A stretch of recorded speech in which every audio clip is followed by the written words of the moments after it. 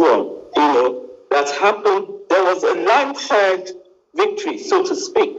But a lot of things were manipulated, and we saw that by the second term, we were battle ready. Somebody saying, he just said, is it do or die? That's not a code for Labour Party.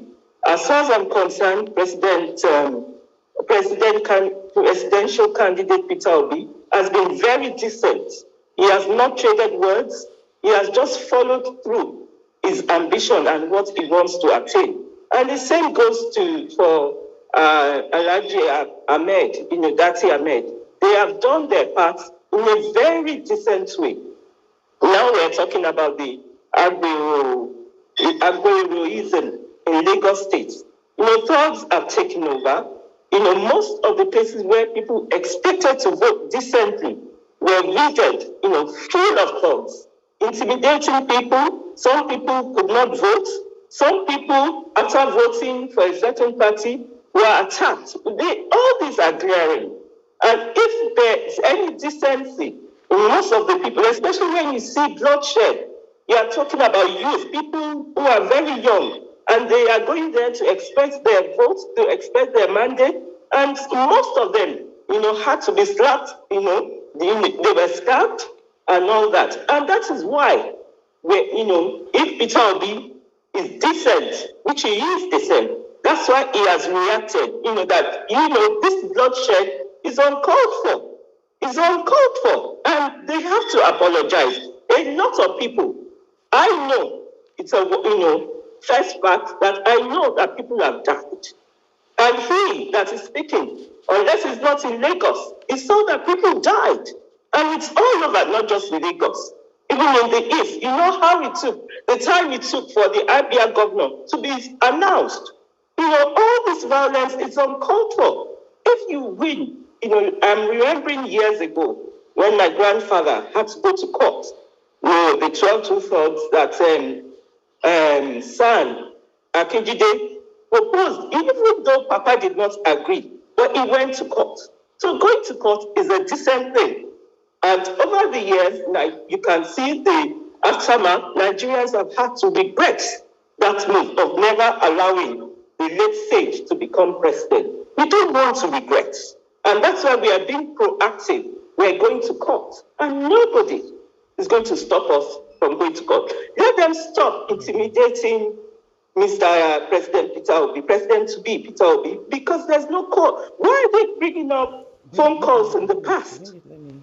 And calling, I was reading on Facebook.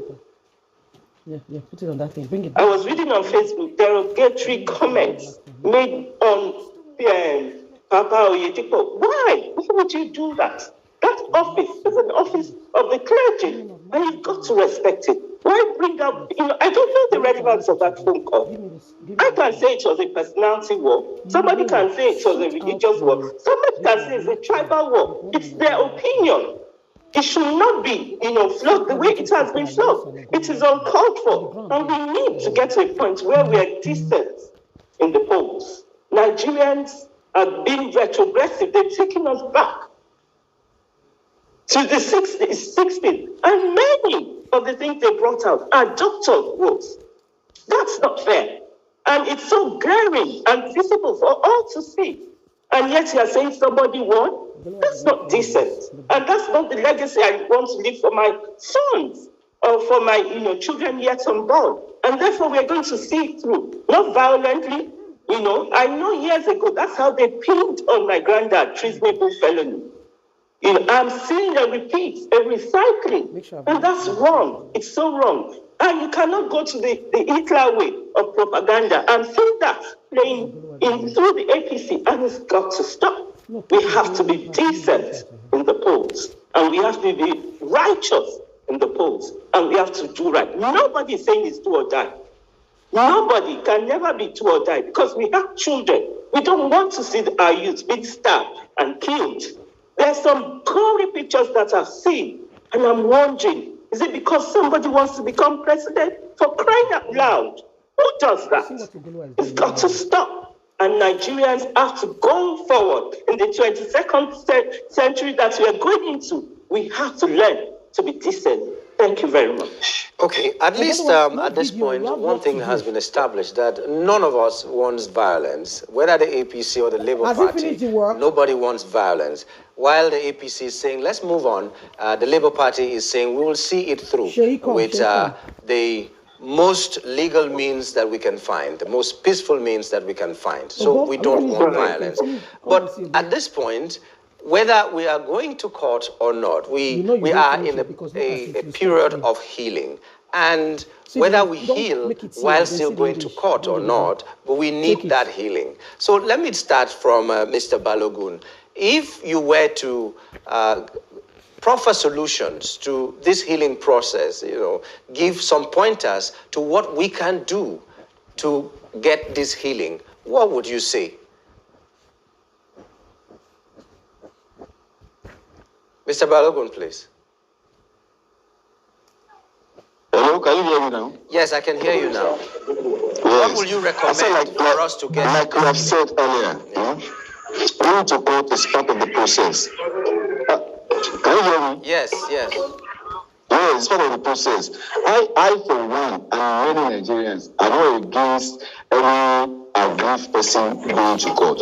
Even if the second person go to court and the third person now thinks that they win, let the judiciary interpret this for us. Let the judiciary interpret this for them, and whoever the judiciary declare as the rightful winner will eventually become the president of Nigeria. Are you getting the point now? Yeah. Are you getting what I'm trying to say now? Yes, I'm getting that. You cannot see me because NEPA has just performed their blunder. It's all right. It's all right. Just let us hear what you can recommend, So, as the president-elect has rightly said, that this is the time for healing, and that it's ready to form a government of national unity. So we should not forget, we should not just put aside the election.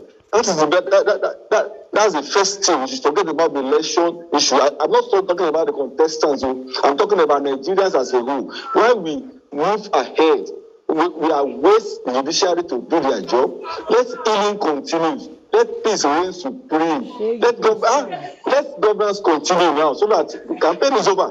So that let's continue to live in peace and unity, particularly in Lagos. In Lagos, where the obedient are so hell-bent, where